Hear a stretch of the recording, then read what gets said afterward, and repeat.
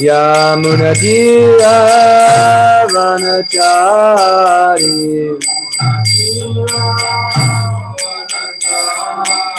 Yamunatira Vanachari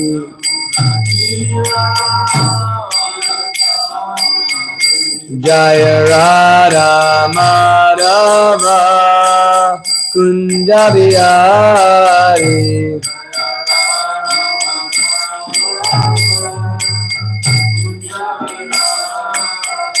Jaya Radha Madhava Kunja Bihari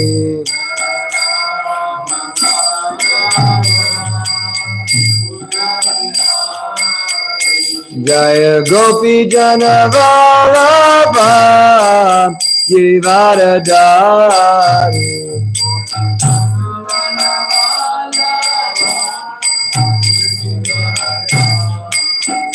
Jaya Gopi Jana Vallabha Girivaradhari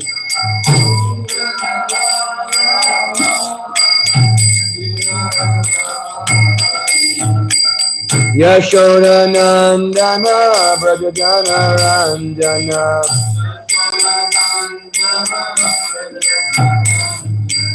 Yashoda Nandana Brajajana Ranjana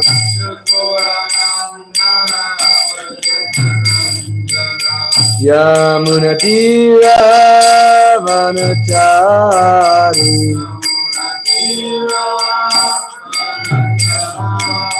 Yamunatira Vanachari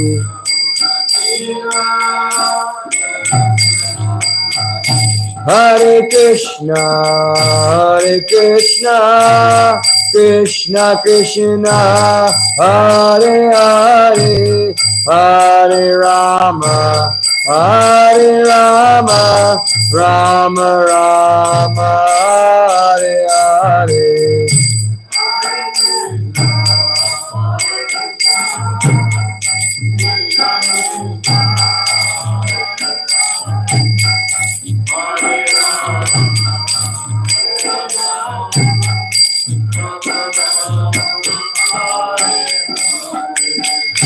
Hare Krishna Krishna Krishna Hare Hare Hare Rama Rama Rama Hare Hare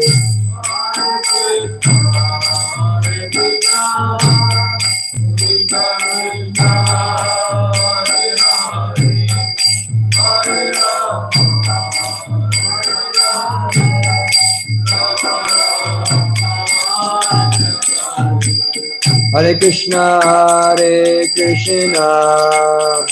Krishna Krishna Hare Hare Hare Rama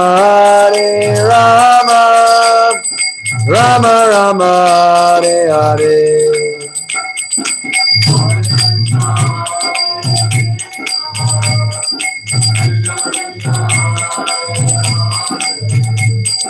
Hare Rama Rama Rama Hare Hare Jayam Vishnupad Paramahamsa Parivrajagacharya Ashtottara Srimad His Divine Grace A.C. Bhaktivedanta Swami Srila Prabhupada Ki ISKCON Founder Acharya Srila Prabhupada Ki Grantharaj Srimad Bhagavatam Ki Nitai Gaur Premanande All glories to the assembled devotees. All glories to the assembled devotees. All glories to the assembled devotees. All glories to Sri Sri Guru, Sri Gauranga. All glories to Srila Prabhupada. Srila Prabhupada Ki.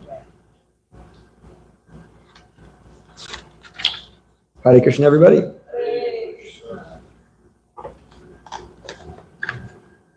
Thank you for coming to Srimad Bhagavatam class. I think that Divya Singha Prabhu will be back today. So he says.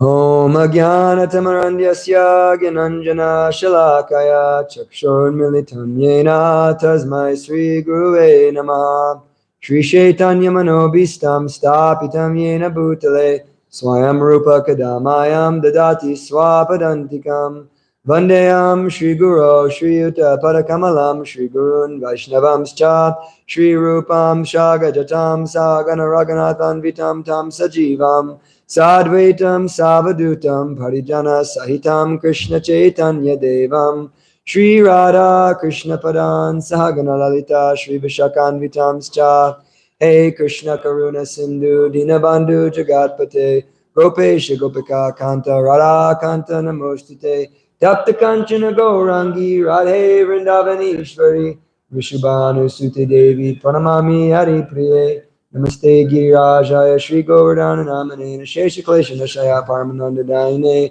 Jaya Shri Krishna Chaitanya Prabhu Nityananda Shri Advaita Gadadhar Shri Vasari Gaur Bhakta Vrinda Hare Krishna Krishna Krishna Hare Hare Hare Rama Rama Rama Hare Hare Mare Kabando Matsangin Madguru Manmadana Madnistaraka Madbhagya Madananda Namostate Asaru Saru Dadayanati Nichochatakara Hanamunchakara Chimam Brignarit Katayos Puraha Om Namo Bhagavate Vasudevaya Om Namo Bhagavate Vasudevaya Om Namo Bhagavate Vasudevaya Narayanam Namaskritta Naram Chaiva Narottamam Devyam Saraswatim Vyasam Tato Jayam Mudirayat Nastya Praeshu Abhadreshu Nityam Bhagavata Sevaya Bhagavate Uttama Shloke Bhakti Bhavati Naishtaki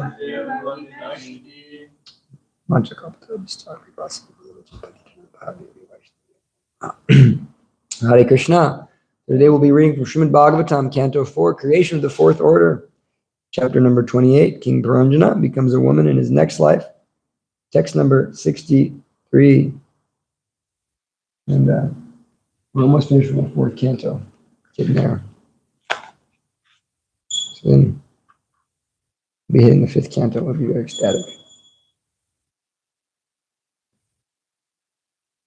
Yata Purusha Atmanam Ekam Adarsha Chakshusho Dvira Bhutam Aviksheta Tataivantaram Avyayo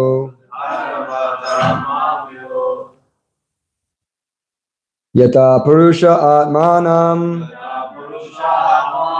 Ekam Adarsha Chakshusho Dvira Bhutam Aviksheta Tataivantaram Avyayo Yata Purusha Atmanam Ekam Adarsha Chakshusho Vida Bhutam Aviksheta Tataivantaramavayo.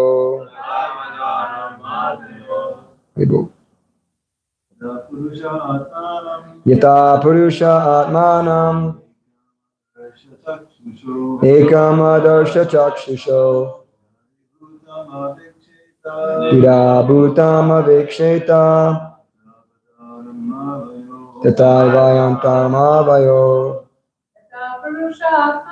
Yata Purusha Atmanam Ekam Adarsha Chakshusho Vida Bhutam Aviksheta Tataivantaramavayo.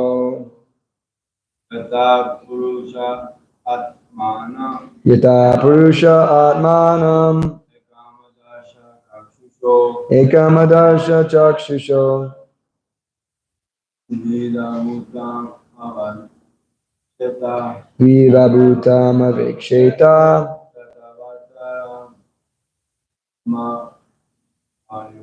Tataivantaramavayo. Yata Purusha Atmanam Ekam Adarsha Chakshusho Vidabhutam Aviksheta Tataivantaramavayo. Yata, as Purusha, the living entity, Atmanam, his body, Ekam, one, Adarsha, in a mirror, Chakshusho, by the eyes, Dvida Adbhutam, existing as two, Aviksheta, sees, Tata, similarly, Eva, certainly, Antaram, difference, Avayo, being between ourselves. Translation by His Divine Grace, A.C. Bhaktivedanta Swami, Srila Prabhupada Ki. As a person sees the reflection of his own body in a mirror to be one with himself and not different, whereas others actually see two bodies, so in our material condition in which the living being is affected and yet not affected, there is a difference between God and the living entity. Please repeat. As a person sees the reflection of his body in a mirror, to be one with himself and not different, whereas others actually see two bodies. So in our material condition, in which the living being is affected and yet not affected, there is a difference between God and the living entity. Purport. Being affected, pretty big purport too. It's good, really is. Massive purport.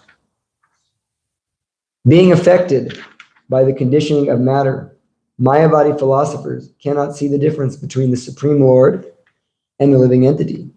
When the sun is reflected in a pot of water, the sun knows that there is no difference between himself and the reflected sun in the water.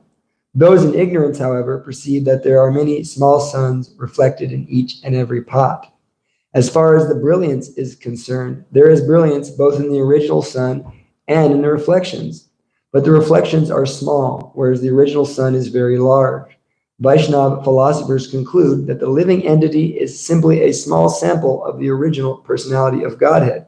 Quantitatively, God and the living entities are one. Qualitatively, God and the living entities are one, but quantitatively, the living entities are small fragments of the Supreme Personality of Godhead. The Supreme Lord is full, powerful, and opulent. In the previous verse, the Lord says, "My dear friend, you and I are non-different." This non-difference refers to qualitative oneness. For it was not necessary for the Paramatma, the Supreme Personality, to remind the conditioned soul that he is not one in quantity. The self-realized soul never thinks that he and the Supreme Personality of Godhead are one in every respect, although he and the Supreme Personality of Godhead are one in quality. The living entity is prone to forget his spiritual identity, whereas the Supreme Personality never forgets. This is the difference between Lipita and Alipita. The Supreme Personality of Godhead is eternally Alipita, uncontaminated by external energy. The conditioned soul, however, being in contact with material nature, forgets his real identity. Therefore, when he sees himself in the conditioned state, he identifies himself with the body. For the Supreme Personality of Godhead, however, there is no difference between the body and the soul. He is completely soul. He has no material body. Although the super soul, the Paramatma, and the individual soul are both within the body, the super soul is devoid of designation, whereas the soul is called Antaryami. He is extensive. The super soul is called Antaryami. He is extensive. This is confirmed in the Bhagavad Gita. Chaitra Gyam Chapi Mam Vidi Sarvak Chaitru Bharata. O sign of Bharata, you should understand that I am also the knower in all bodies. The super soul is present in everyone's body, whereas the individual soul is conditioned in one particular type of body. The individual soul cannot understand what is taking place in another's body. But the supersoul knows very well what is happening in all bodies. In other words, the supersoul is always present in his full spiritual position, whereas the individual soul is prone to forget himself. Nor is the individual soul present everywhere. Generally, in his conditioned state, the individual soul cannot understand his relationship with the supersoul. But sometimes when he is free from all conditional existence, he can see the real difference between the supersoul and himself. When the supersoul tells the conditioned soul, "You and I are one and the same," it is to remind the conditioned soul of his spiritual identity as being qualitatively one. In the third canto of Srimad Bhagavatam 3:28-40, it is said, Yato mukad vishpulingad dumadvapi swasambhavat apyatma venad bimatad yatagni pritag ulmakat. Fire has different features. There is flame, the sparks, and the smoke.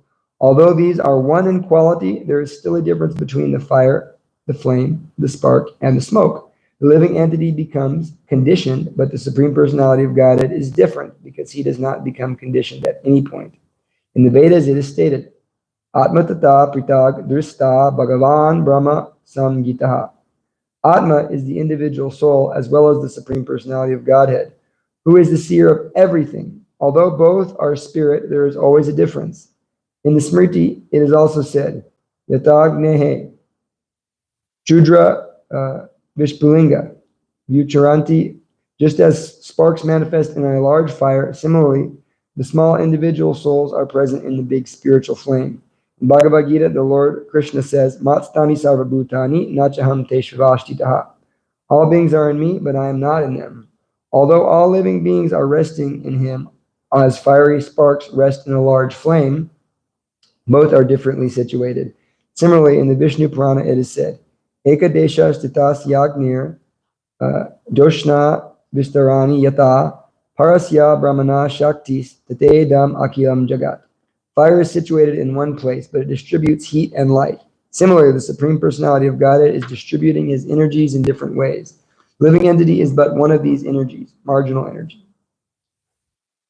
The energy and the energetic are one and the same, but they are differently situated as energy and the energetic. Similarly, the Satchit Ananda form confirmed in the Brahma Samhita, Ishvara Paramakrishna Satchit Ananda Vigraha, is different from that of the living entity in both his conditioned and liberated states. Only atheists consider the living entity and the personality of Godhead equal in all respects. Chaitanya Mahaprabhu therefore says, Maya Vyadi Bhashya Shunle Hoy Sarva Nasha. If one follows the instructions of Mayavadi philosophers and believes that the Supreme Personality of Godhead and the individual soul are one, his understanding of the real philosophy is forever doomed. Srila Prabhupada ki. That's a big purport. Namo Vishnu Padaya Krishna Preshtaya Bhutale Srimate Bhaktivedanta Swami Nidhi Namane Namaste Saraswate Devi Gauravani Prachadade Nirvishesha Shanyavadi Pastutari Shitare Namaste Jivanandaya Dasa Manacharya Prabhupada Balabhaya Snyasilavana Jnana Dvanta Gamana Pashtiti Patitapana Jnana Gurute Chitari Chakshashama.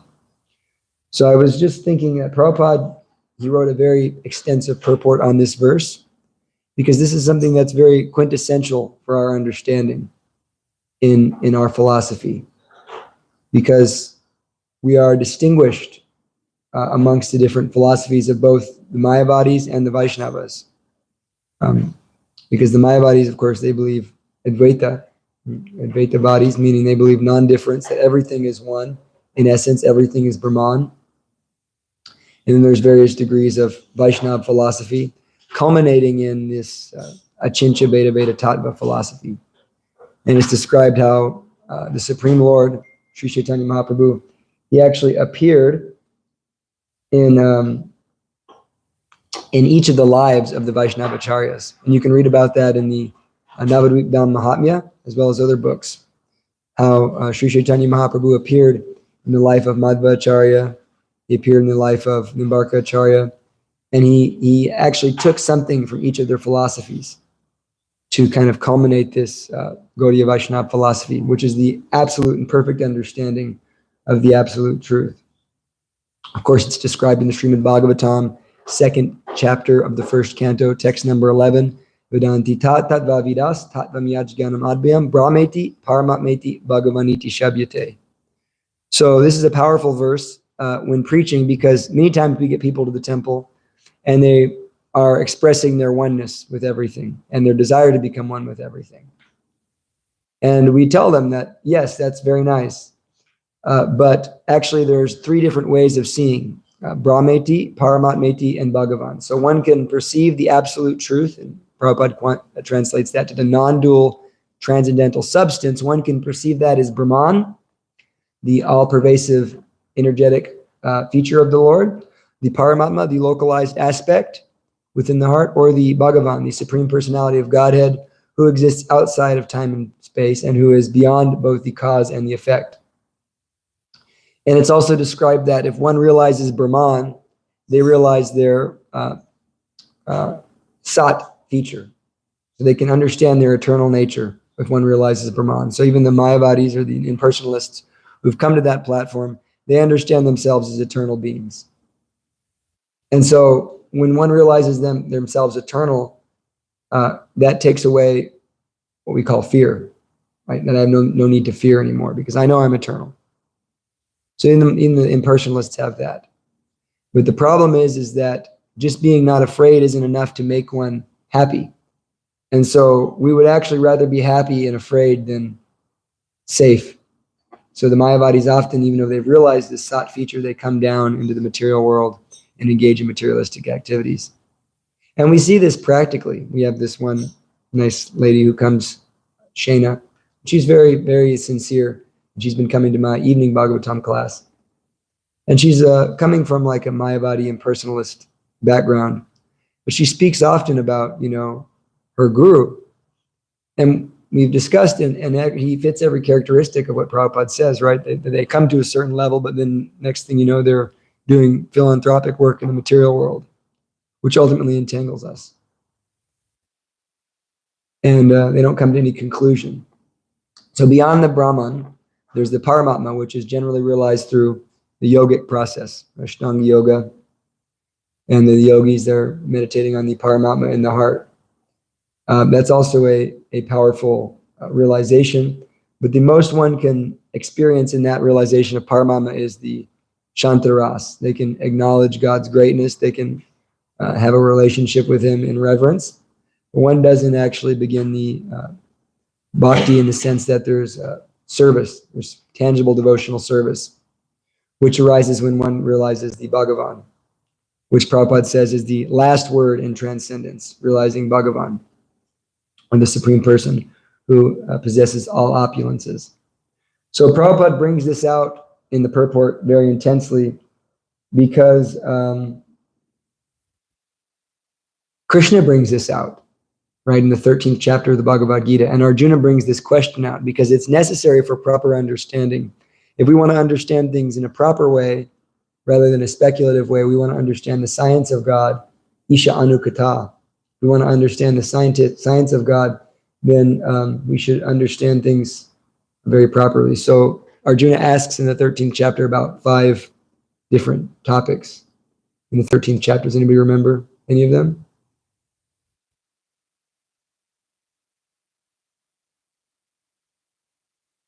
First verse of the 13th chapter of Bhagavad Gita, he asks 5 questions. First thing he says is, tell me about the field, Prakriti. We want to know about Prakriti. This is an intelligent question. What is this world we're living in? Prakriti.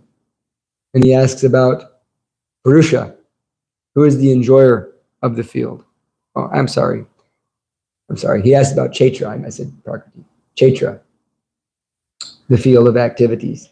Purusha, the enjoyer or the knower of the field. He asks about Jnana. What is knowledge? If you don't know what knowledge is, then you have a big problem because you'll think that knowledge means understanding this or understanding that. And that's why we're so ignorant in the world, because people who think they have knowledge have no knowledge. And Krishna gives us a definition of knowledge. And then he says, what is Gaya? Gaya is the objects of knowledge. What is Prakriti? What is the nature? What is the nature we live in? So we ask these 5 questions. And so it's very important we understand that. And within that discussion of Purusha, Krishna says, Upadrasta Numantascha Bharta Bhakta Maheshwara Paramatmeti Chapyukto Dehismin Purusha Paraha.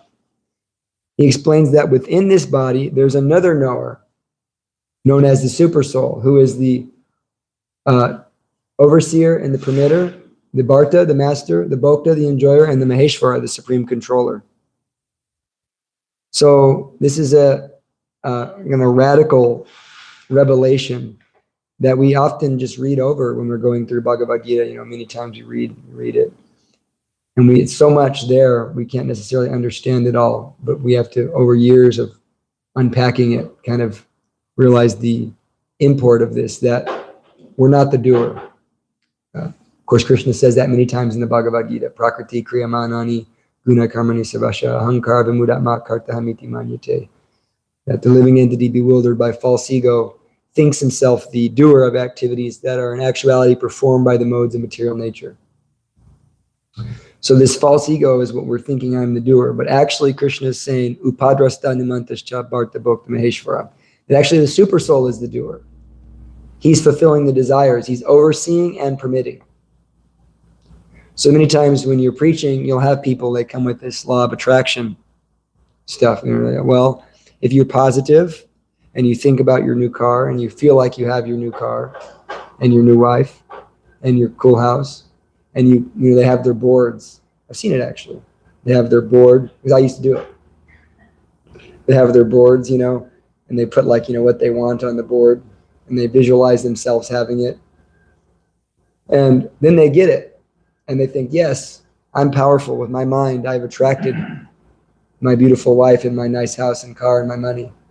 Unfortunately, the guy on the First Avenue begging on the street, he's also thinking about the new car and the wife. But the wife is not coming. The new car is not coming. Because there's this element of karma that they don't understand. That actually you're getting what you're getting according to your karma. And you're thinking, yes, I'm attracting this. I'm doing it. I'm making so much money. But actually, this is your karma. And so one becomes bewildered and one becomes falsely proud. It's this ahankara vimudatma. They become falsely proud, thinking, yes, I am so learned, I am so wealthy, I am so strong, I am so beautiful. Forgetting the fact that we're born with the predisposition to make money, the predisposition to be beautiful, the predisposition to be strong, and so forth. And therefore, the Lord is fulfilling those desires from past lives. But if we want something, we don't have the karma, then we're not going to get it right away. We have to wait until we have the sukriti, the punya, to get that. So in this way, they think that they're doing so many things even with their thoughts, but they're not. The super soul is doing. So actually, we're not the doer, we're the desirer. And so what we have to do in Krishna consciousness is cultivate the proper desire. And the super soul will fulfill that desire. So the difference is that the karmi, the non-devotee, he's living under this maya dakshena prakriti suyute sataracharam. He's living under Krishna's external energy, which he's directing. And therefore, the Lord is, as he explains in the 9th chapter, he's not partial to anybody. Rather, he is neutral, not envious. But he's a friend to the devotee. So the difference is that the Lord is just giving you what you deserve. You desire sin, he'll give you sin. You're going to have to face the consequences of that sin, you see. If you want to enjoy sense gratification, in this world, there's two ways to enjoy sense gratification. One can enjoy sense gratification in a sinful way, or one can enjoy sense gratification in a pious way. But both are ignorance, in essence, because both are in forgetfulness of the Lord. So one can enjoy sense gratification in the process of, going to prostitutes, taking drugs, just living the life that we see outside these walls. Or one can follow the Vedic formulas, worship the demigods, perform pious activities, and in that way gain sense gratification. In either case, both are rooted in ignorance. However, when one realizes that sense gratification will come in the due course of my devotional service, or it won't come, rather I just use everything in Krishna's service, that's the best thing we can do. That's the best action we can take in terms of what we desire. We should cultivate the desire for devotional service. And so the karmi, he's living under the material modes of nature, and he's acting accordingly. Just like we don't choose when we go to the bathroom, we don't choose who we're born to, we don't choose the circumstances around us. These are all forced upon us by the modes of material nature. Yet the ignorant are still thinking, I am God. I am in control of my life. And so they live in this false sense of control. But the devotee also knows he's not the doer. He's also under control. The devotee isn't free in that sense. He's also under control, but the difference is he's under the control of the divine energy. And so he's fulfilling the desire of the supersoul. Rather than him asking the supersoul or him desiring and the supersoul fulfilling, his desire is he wants to do what the supersoul wants to do. Therefore, it's described, Mahatmanas tumam parta daivim prakritim ashritaha, that the great souls are under the shelter of the divine energy. And the reason is because they've taken shelter of the process of bhakti yoga, which is laid out in the Bhagavad Gita, and which Sri Chaitanya Mahaprabhu is an embodiment of. Satatam kirtayantam mam yatantash drujyavrataha namashantash tumam parta nitya yukta upashite, right? So that one who is constantly chanting the Lord's glories, endeavoring with determination to serve the Lord, bowing down before the Lord, such a person is always united with Krishna. So in that way, someone who takes to the process of bhakti yoga, he's also being controlled, but he's being controlled by the internal energy of Krishna. He's under the shelter of Srimati Radharani, not the shelter of Durga Devi. This is Daivim Prakriti, this is Radharani. So he's under this internal shelter. And so he's also doing things. He's also desiring. Prabhupada had so many desires. Prabhupada desired to come across the ocean and to start ISKCON and to deliver the fallen conditioned souls of this world, to print books, to please his spiritual master. And so, therefore, Krishna fulfilled those desires. But the difference is that when we surrender to Krishna, when we make Krishna's desire our desire, Sarvadharman Parityaja Mam Ekam Sharanam Braja. Mam Ekam means to make Krishna number one in your life. Aham Tvam Sarva Papebhyo Moksha Shamima Sutra. Krishna relieves you of all this papebhyo, this sinful reactions. Immediately you're relieved. So then the devotee's desires are fulfilled immediately to the degree he has that purity of heart. To the degree the devotee has purity of heart and wants to serve Krishna and wants to do something for Krishna and wants to do what Krishna wants him to do, then Krishna will fulfill those desires. Krishna will empower him to act in devotional service. But the question is of purity of desire. We may want to act in devotional service, but we have some ego attached to it. Right? We want to act in devotion. We want people to see that we're acting in devotional service. So to that degree, Krishna won't fulfill that desire to, and hinder our spiritual life. So therefore, the difference is that the non-devotee, he is essentially surrendered to his mind, and he's thinking, I'm doing so many things, and in that way, he's under the control of the modes of material nature. And that is being brought about by the supersoul. The supersoul is fulfilling all of his desires and giving him his just punishments. Whereas the devotee, he's surrendered to the will of Krishna.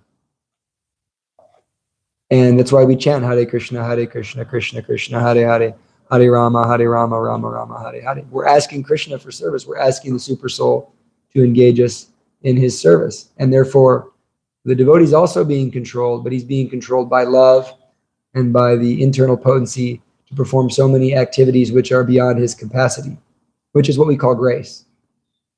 We get the full mercy of the Lord by engaging in this process with full surrender. I was just reading Sri Chaitanya Bhagavat this morning, and I was hearing of Jagai and Madai. I just happened to be in that particular section. It's very, Chaitanya Bhagavat is always just so inspiring, and it's very mystical to read it and to hear it. I just feel so happy. But simply by the chanting of Hare Krishna, Jagai and Madai were relieved. Lord Chaitanya, he, of course, he was angry at Madai for hitting Nitai Prabhu. When the Nitai said, he can't defend, he said, Jagai saved me, Jagai protected me. Then Madai offered prayers and he was forgiven. Lord Chaitanya said, you will have to approach Nitai. And if Nitai is merciful to you, then I'll be merciful to you. And so they were delivered, and then later on, they were invited to the home of Sri Chaitanya Mahaprabhu for kirtan.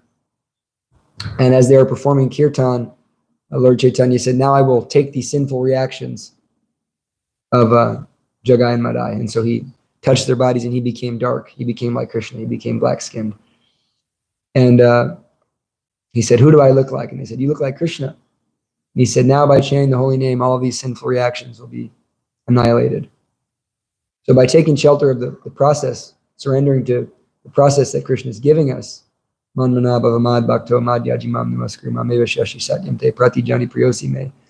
thinking of Krishna, endeavoring with determination to serve Krishna, bowing down before Krishna, worshiping Krishna. In that way, one is relieved. And one will come to Krishna. So that's taking shelter of the super soul. Krishna has a mission in this world. Prabhupada explains this, How do we become friends of the Lord? Prabhupada explains in one purport. Actually, in connection to Sakyam, which we generally think of like the cowherd boys, and we think of Arjuna, and we think of Uddhava. But Prabhupada gives kind of a different definition in this particular purport. He says, one who's a friend is a well-wisher of the Lord, and therefore he's serving the Lord's mission. So we all know the Lord's mission, right? Paritranaya sadhanam vinashaya chudiskritam dharma samstapanartaya, right? He's coming to deliver the pious, annihilate the miscreants, reestablish dharma. So Lord Chaitanya, of course, he has two reasons for appearing. One, his internal reason. What's his internal reason for appearing?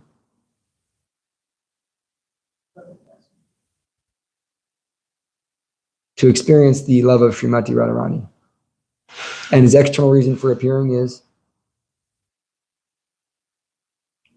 To deliver us the Sankirtan movement. So that external reason for appearing is how Lord Chaitanya comes to deliver the pious, annihilate the miscreants, and reestablish the principles of religion. So Lord Chaitanya, of course, we hear Prabhupada explains that Krishna doesn't have to come to this world to do that. Krishna can empower someone to do that, just as he did Srila Prabhupada and the various prophets of all the different religions. They're coming and they're doing that in various ways, shapes, and forms. So Krishna himself doesn't have to come. Rather, he comes for the enjoyment of associating with his devotees. So his devotees also take up that mission in this world, just as we see Arjuna was a paritranaya sadhanam vinashaya traduskritam. Arjuna was annihilating miscreants in mass during the battle of Kurukshetra. Of course, Krishna was doing it through Arjuna. And Arjuna was also protecting the pious. Of course, it was Krishna through Arjuna. So in the same way, in this world, Krishna was asking Arjuna to fight, but what's Krishna asking us to do? He's asking us to do Sankirtan. He's asking us to cooperate in spreading the Krishna consciousness movement. And in that way, you see, by becoming authorized to serve Krishna under the direction of the spiritual master, the bona fide representative of the super soul, one is taking authorized service for the Lord. One is actually becoming commissioned to perform devotional service. So all that work done under the protection of the spiritual master, that is not material work, that is spiritual work, that's free from karma, that's liberating. And in that way, one becomes a well-wisher of the Lord. One is well-wishing the Lord by taking up his mission of delivering fallen conditioned souls, defeating the demons, their nonsense philosophy, and changing their demoniac mentality by bringing them to the holy name, giving them prasadam, and establishing what is real religion. So we can take up the mission of the Lord and in that way get full protection. And that's the way we serve the super soul. Of course, the super soul externally manifests as the guru originally, right? Before we can see the super soul within, the super soul manifests as the guru. And so many people misunderstand the guru. It's a very misunderstood topic. Because the guru, depending on that particular guru, of course, they're very elevated devotees, are very mystical, very powerful, very inspiring. But the primary, service of the guru is to do two things. He speaks transcendental knowledge. Many times we hear sometimes this kind of concept that I've heard often from Gaudiya Math devotees too, that, my guru, he's a pure devotee. And And that actually I'm better than you because my guru is a pure devotee. And I'm going to go back to Godhead, but because your guru is not as pure as my guru, then you're not going to go back to Godhead. Yet, you're doing all nonsense. You're smoking weed, and you're saying you're going to go back to Godhead because you have a pure devotee guru. No, it's not that. It's not that this initiation process is mystically taking you back to Godhead. The initiation process is initiating you into the process by which, if you follow the instructions of the guru, you can go back to Godhead. You see? So the primary source of Bhagavat Marg, and we hear about the 2 tracks of devotional service. There's the track of Bhagavat Vidhi, and there's the track of Pancharatrika Vidhi. The Diksha initiation is actually the Pancharatrika Vidhi. The Bhagavat initiation is your process of hearing. It's like we didn't see that Maharaj Parikshit was going through a fire yagya and doing a big ceremony. No, he was hearing. This was his initiation process. By hearing from the guru, one is initiated. So in this way, Srila Prabhupada is our preeminent Shiksha guru. By following his instructions, taking shelter of those instructions, one can go back to Godhead. And so the guru appears to instruct the disciple as well as to give service to the disciple, because the guru has been commissioned by his guru to do service in the mission of Sri Chaitanya Mahaprabhu. So by taking up the instructions of the guru and by taking up the service of the guru, tadvidi pranipatena pariprashnena sevaya, right? There's this element, the sevaya element. Just approach the bona fide spiritual master, render service to him, and hear from him submissively. So this rendering service, that now you're taking up some service in the mission of Sri Chaitanya Mahaprabhu. And so by doing that, one develops contact with the super soul within. Tadvini pranipatena pariprashnena sevaya upadekshanti te gyaninas tattvadarshana. Such a self-realized soul can impart knowledge unto you because they've seen the truth. So by rendering service to the guru, who is the surrendered servant of God, one develops and renders service to the super soul. Although we can't perceive the super soul immediately.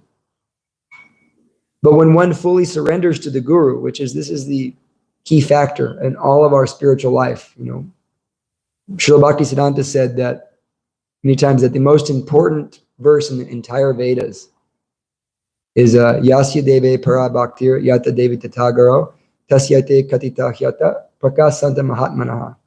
That one who implicitly has implicit faith in Guru and Krishna, to such a person, all the imports of Vedic knowledge are revealed. So everything is revealed to someone who has full faith in Guru and Krishna. So when one wholeheartedly takes up the service of Guru with all sincerity and makes all sacrifice for the service of Guru, to him everything is revealed, because that wholehearted devotion to the service of Guru, that becomes Tesham Satatam Yuktanam. Krishna says, to those who are constantly serving me with love, I give the understanding by which they can come to me. Dadami Buddhi Yogam Tam. So Krishna gives them this understanding by which they can come to him if they constantly serve him. So we're not on that level. It's very difficult to be fully engaged in devotional service all the time. How could we possibly think of doing that without the mercy of the Vaishnavas, especially the spiritual master and the senior devotees who are giving you service, who are inspiring your service, who are encouraging you in service? So the Guru is giving you service, and the senior devotees are giving you service. By that action of taking service with the whole heart, taking up that mission, one develops full absorption, you see. Now I'm thinking about how to serve my Guru. Like we were hearing the Chasing Ranas with the Swami, wonderful book. It's my favorite book about Prabhupada, Shyamasundar Prabhu. Shyamasundar Prabhu, like we hear about Shyamasundar Malati are famous devotees, of course. But I didn't realize where they were before they were devotees, how deeply in material energy they were. They were heroin addicts and they were hanging out. Shyamasundar was taking LSD with Jimi Hendrix and the Grateful Dead, and he was very deeply immersed in Maya. But, upon meeting Prabhupada and feeling the bliss of actually pleasing the Guru, at one point, in the book, Shyamasundar Prabhu says that our only desire was to see Prabhupada happy. And that's pure devotional service. So when that becomes our desire, that I want to see the senior Vaishnavas, and the spiritual master and Srila Prabhupada, I want to see them happy, and let me take up that service. Let me give my life to this mission. In that way, one develops full absorption. And so one becomes able to perceive the super soul in the heart. One can perceive God in the heart. And then the Lord himself begins to give one instruction. This is the process by which we gradually elevate ourselves into awareness of the super soul, rather than the yogic process, the service process. And so we're hearing from the Guru. And then the other side of things, the Guru initiates the Pancharatrika process, the Diksha Guru. He's giving you a name, giving you beads, giving you the process of Gayatri and the deity worship, which is also a way to become fully absorbed. That when you're doing deity worship, everything you're cooking is for Krishna, everything you're buying is for Krishna, everything when you go out to the store for Krishna, you're dressing Krishna, you're cleaning the altar in the temple, your house for Krishna. In that way, the whole life becomes centered around the deity. That's also full absorption. Never forget Krishna, always remember Krishna. And so in that way, the spiritual master is opening the doors to our contact with the super soul. And then that therefore, Vasudeva Bhagavati Bhakti Yoga Prayojita Janiya Yashu Vairagyam Gyanam Chiyadahaitukam. One transcends this bodily attachment by doing service to Krishna. From that, immediate knowledge and detachment is born. When you actually do bhakti yoga properly, immediate knowledge and detachment comes from that. When we engage in this process, we become immediately detached. So this is the process of bhakti yoga. It's very, very powerful, but it does require surrender. That's the key factor. It does require sacrifice. We can't do anything in this world without sacrifice. So we need to sacrifice something for Krishna. We have to do austerity. Not that we're doing austerities in the sense that the jnanis and the yogis are doing, but our austerities are what we do to serve Krishna. We're all taking austerities to serve Krishna. That let me, go out on books. Let me wake up early. Let me do a service that I don't want to do. Let me devote my life to Krishna, focusing my energies. This is austerity. And that will give us the mercy. That will give us the intelligence by which we can perceive the Supreme Lord. And so then our identity doesn't become confused with the various platforms. One identifies with the body or the senses first, and then they identify with the mind and the intelligence, and then the soul, and then identification with the super soul. Not that we're thinking I am the super soul, rather we're thinking I am part and parcel of the super soul. And therefore, I don't have any free will anymore. I've given up my free will. I still have it, but I'm using my free will completely surrendered to the mission of the super soul. That's like when Jesus Christ, he says, if you've seen me, you've seen the Father. I and the Father are one. Well, we don't, when we understand that through the lens of Vaishnava philosophy, it makes perfect sense that when someone who is completely surrendered to the will of Krishna and is doing that, then such a person is non-different. That's why the Guru is worshipped as Krishna. He's not Krishna. Shakshadari Tvaina Samastra Shastra. He's not Krishna, but he's the representative of Krishna. And so in that way, one can have a proper relationship with the super soul. And that's how we develop that divine guidance. Once you have that, once you're really fixed in your Guru's orders and Srila Prabhupada's instructions, then we feel how Krishna is guiding us. Because we know when Krishna is not guiding us. That's the key, right?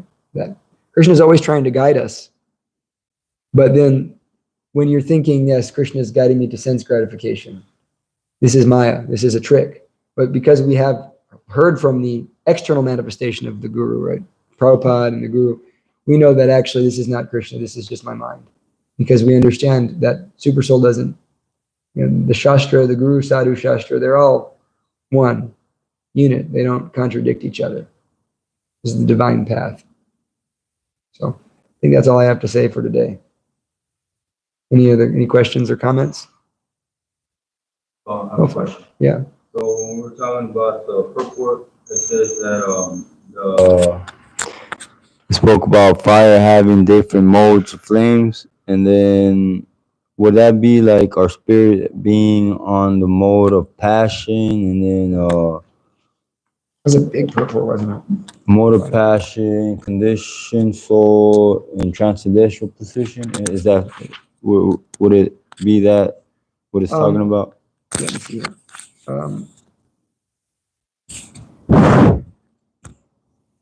This says sparks manifesting a large fire. Similarly, the small individual souls are present in the big spiritual fire. Is that what you're referring to? Although the living beings are resting in him, as small fiery sparks rest on a large flame, both are differently situated. Is that the part? Yeah, like the whole purport right there says fire has different modes, flame, sparks, and smoke. We also have different. So what that's saying is that we have let me see here. Fire has different features. There is a flame, the sparks, and the smoke. Although these are one in quality, there is still a difference between them. So we can say when we see fire, we see fire. Fire has heat. Fire has light. Fire has smoke. Fire has fuel. All of those things are part of fire. But you can't say that smoke itself is fire. You can't say that sparks are fire. You can't say that the wood is just fire. So they're one in quality, but there's a difference between fire, the flame, the spark, and the smoke. They're all part of the fire. You can say that they're the same in the quality. They all have light. They all have heat. They all have, but the smoke itself isn't the fire. They're not the whole. So in the same way, the living entity, the soul, he has the same qualities as God, but he's not God. A better example is that there is sun and sunlight. We see there's sunlight.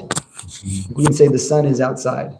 When you go outside, you're standing in the sun, but you're not standing in the sun globe. You're not at the sun planet. You're standing in the light of the sun. So both are the sun, yet you can't say the light is the same as the sun.